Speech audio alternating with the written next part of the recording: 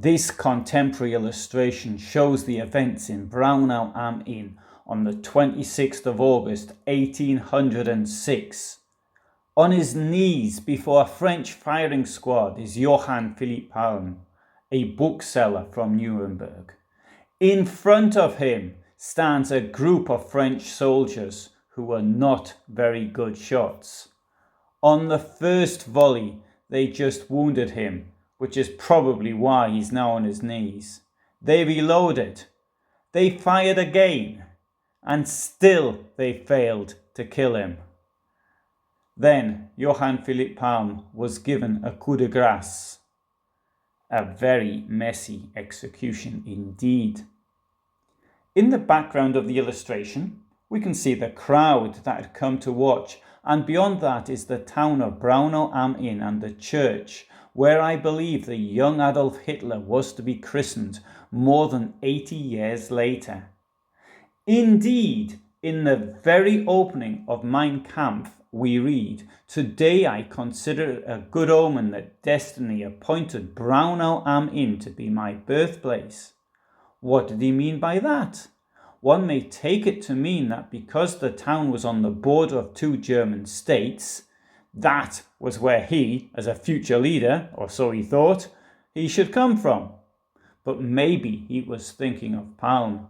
A few lines later, he explains that Palm was an uncompromising nationalist and an enemy of the French, put to death here because he had loved Germany, even in her misfortune.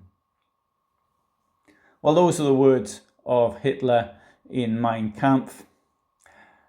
Johann Philipp Palm was born on the 18th of December 1766 in Schorndorf, which is just to the east of Stuttgart.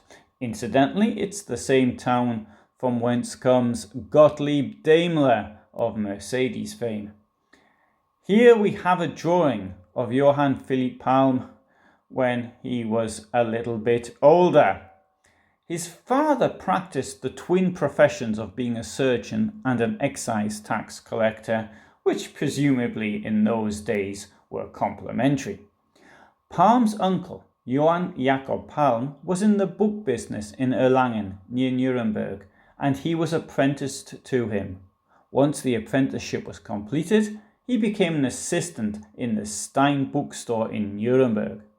On the 27th of February 1796, he married Anna Maria Barbara in the St. Sebald Church in Nuremberg, and so came into possession of the Stein bookstore, which was founded around 1600. Johann Philipp Palm had 3 children with Anna Katharina Barbara: Anna Maria, the eldest, Johann Wolfgang Philipp, also known as Hans, born on the 28th of October 1798, and Anna Sophie, born in 1800. At that time, Germany, as we know it today, did not exist. Germany was yet to unite. That was to come a long time in the future, well, about 70 years nearly. Nuremberg was theoretically independent and was not yet part of the Kingdom of Bavaria. The Kingdom of Bavaria was then allied to Napoleon. In March 1806, shortly after the Battle of Austerlitz, French troops occupied Nuremberg.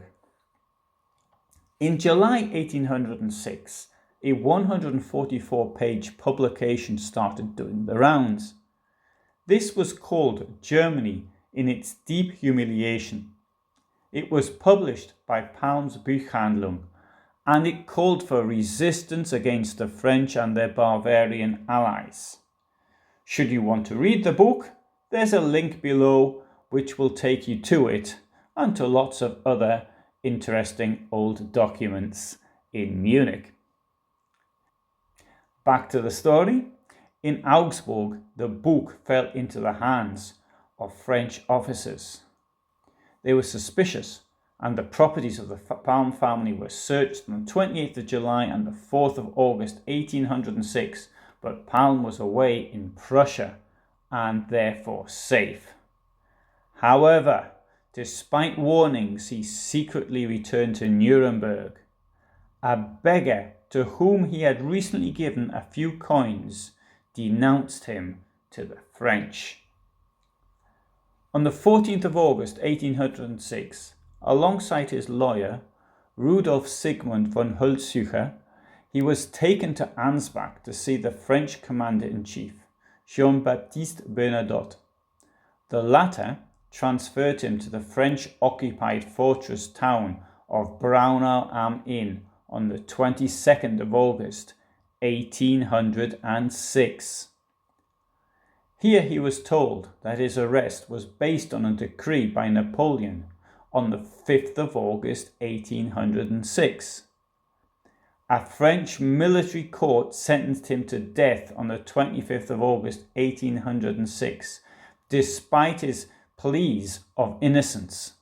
His co-defendant, Karl Friedrich von Jenisch, was pardoned on the basis of an appeal from the King of Bavaria. To this day, we do not know if an appeal for a pardon was given for Palm. There are those who think there was one.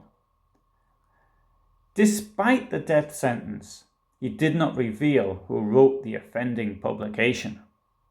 Maybe he did not write the publication, but he certainly knew who did. His death caused a sensation in German-speaking countries as an example of the despotic rule of Napoleon. On the 50th anniversary of his death, a statue was unveiled in Braunau-am-Inn. Now, I need to point out that Hitler would not have remembered the statue from his youth, as he was not yet 4 when the family moved to Passau from Braunau-am-Inn.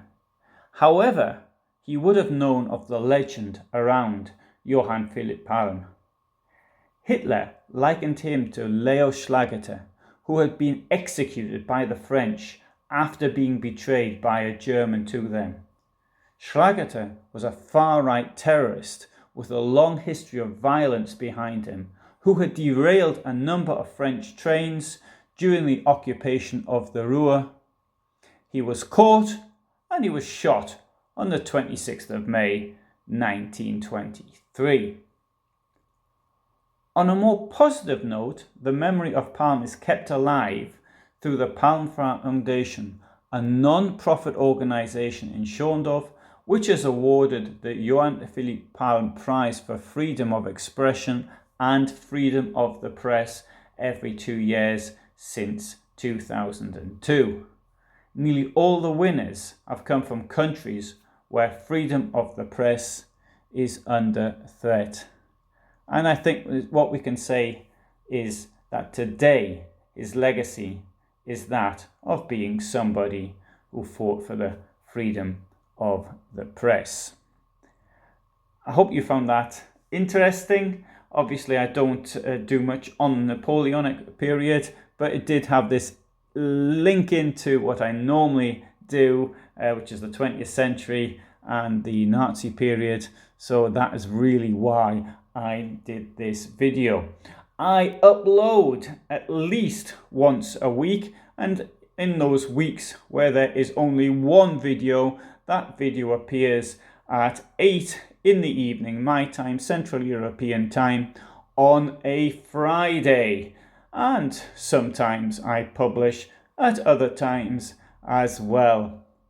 So, I hope you will subscribe, and all the best from me.